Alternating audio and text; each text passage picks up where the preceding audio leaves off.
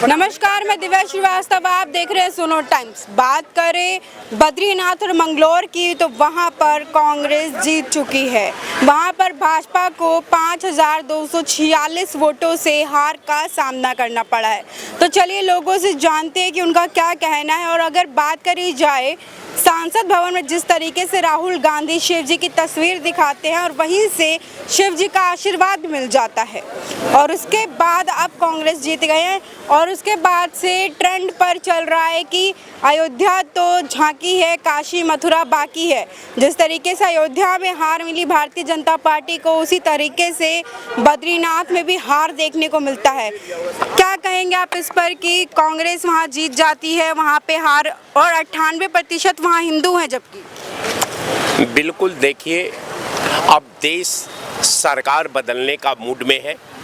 सरकार को इस देश की आवाम ने, इस देश के नौजवान ने, ये देश का शिक्षित बेरोजगार ने, इस देश की महिलाओं ने, इस देश का धंधा करने वाले लोगों ने और दलित शोषित पीड़ित तमाम लोगों ने ये इनके 10 साल के क्रियाकलाप को वादा खिलाफी के बाद जो उन्होंने फैसला लिया है 2024 में, हम समझते हैं कि ये फैसला भारतीय जनता पार्टी के भविष्य के लिए और आवाम का तीनों काल के लिए ये उतना ही महत्वपूर्ण है जितना भारतीय जनता पार्टी को अपने वजूद को बचाने के लिए है।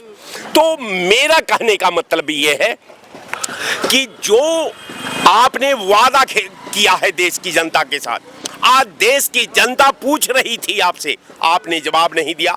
आप केवल हिंदू मुसलमान के नाम पर, भारत पाकिस्तान के नाम पर, हिंदुओं के नाम पर भी तो वोट नहीं मिला। अगर बद्रीनाथ की बात करी जाए तो वहाँ हिंदू है, तो हिंदू के नाम पे भी वहाँ पे वोट नहीं। सबसे बड़ी कि असली जो हिंदू थे वो समझ गए कि ये तो हिंदुए नहीं है। असली हिंदू को, जहां जिस हिंदू में भारत की मंशा वास करती है, जिस देश में पूरा हिंदुस्तान की एक काल्पनिक सोच समाहित है, जो समाज का अविरल धारा की तरफ पाक है, उस धारा को बचाने के लिए, वर्तमान संविधान के ढांचा को बचाने के लिए, देश की समरसत्ता को बचाने के लिए, देश की एकता, अखंडता और सद्भाव को बचाने के लिए जो 2024 में जनता ने फैसला किया है, मैं उस जनता का भूर प्रशंसा करता हूं। और ये जनता ने बता दिया कि आपका यह फर्जी नाटक पर मैं विराम लगाता हूं और भारत का संविधान पर मोहर लगाता हूं कि ये संविधान जिंदा रहेगा, आपका राजतंत्र जिंदा नहीं रहेगा। इसलिए राजा को उखाड़ करके प्रजा के पक्ति में खड़ा कर दिया, प्रधानमंत्री बनाकर छोड़ दिया। अब तक ये राजा जो प्रधानमंत्री जो था, राजा था, और आज 2024 के बाद ये प्रधानमंत्री है, ये प्रजातंत्र का प्रतिनिधित्व करता है। अब तक वो 10 साल राजतंत्र का प्रतिनिधित्व किया है। तो हम समझते हैं कि जनता ने जो फैसला किया है, रह गया सवाल धार्मिक पैरे का, तो मैं धार्मिक पैरे में अपना समय नहीं बर्बाद करना चाहता। ये भाजपा को मुबारक हो। हमको देश की इंसानियत पर चर्चा करनी है, हमको देश की गरीबी पर चर्चा करनी है, हमको देश की महंगाई पर चर्चा करना है, हमको देश का उद्योग पर चर्चा करना है, हमको बच्चे के भविष्य पर चर्चा करना है, हमको देश का सद्भाव पर चर्चा करना है। नाटक पर चर्चा नहीं करना है, नाटक में अपना समय बर्बाद करना है।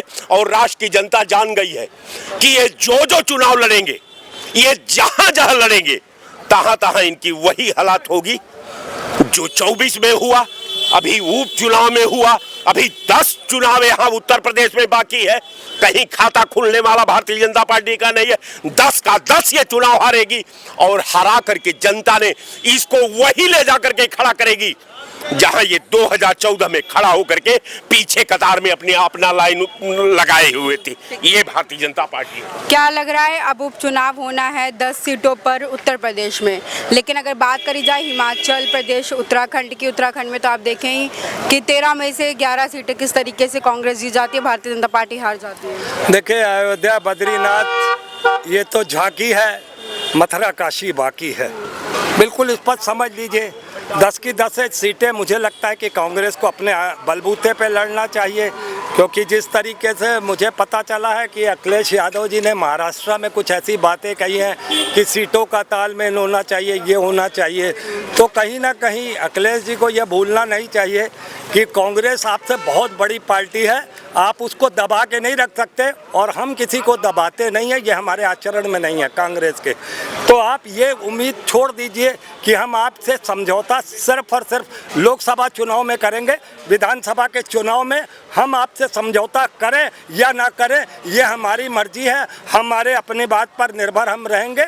बाकी हम आपके दबाव पे आके आपकी जरा सी नादानी की वजह से हमने 2022 में हमने जो 23 में हम राजस्थान हारे, मध्य प्रदेश हारे, छत्तीसगढ़ हारे, सिर्फ आपकी जरा सी नाकाजोमी है कि आपको सीटों में बंटवारा चाहिए। क्यों भाई आपको बंटवारा चाहिए? हमारा जब लोकसभा में आपसे टाई अप है तो आप उतने तक रहो, आप प्रदेश की राजनीति में क्यों घुस रहे हो हैं? जहां पर आपका आधा % भी वोट नहीं है मध्य प्रदेश में और वहां आप इतनी सीटों की मांग कर रहे हो और उसके बाद आपने जाके तीनों जगह अपने प्रत्याशी खड़े करके पूरा सत्यानाश कर दिया कांग्रेस पार्टी का। आपने कांग्रेस पार्टी को 3 जगह से हरा दिया। आपको तो शर्म आनी चाहिए कि आप एक बड़ी पार्टी को अपने नीचे दबाने का काम करेंगे। तो कभी अखिलेश जी ये सपने में भी मत सोचिएगा। और मैं राहुल गांधी से कहना चाहता हूँ कि उपचुनाव में 10 की 10 सीटें और पूरे भारतवर्ष में किसी भी प्रदेश में उपचुनाव हो या चुनाव हो विधानसभा के, हमें अकेले लड़ना चाहिए। हमको लग रहा है कि हम कम बैक कर रहे हैं क्योंकि लोगों में विश्वास जागा है कांग्रेस के प्रति। यही वजह है कि हम 52 से 99 तक आए, मगर कहीं ना कहीं हमें उत्तर प्रदेश में जो नुकसान पहुंचा है, हम 17 सीटों पे लड़ाए गए लोकसभा में और सिर्फ हमें 6 सीटें मिली। कहीं ना कहीं हमें भी भीतर घात हुआ है। हम इसकी चर्चा फिर कभी करेंगे क्योंकि ये अभी मौका नहीं है कि मैं अखिलेश जी के बारे में और बातें खोलूं, क्योंकि मैं जानता हूं। आने वाले उपचुनाव में आप बताइए क्या लग रहा है आपको? आने वाले उपचुनाव में 10 सीटों का उपचुनाव है और उसमें कहीं ना कहीं भारतीय जनता पार्टी बहुत अच्छा प्रदर्शन करेगी। आप देखेंगे 10 सीटें। उत्तराखंड में तो हार गई सर।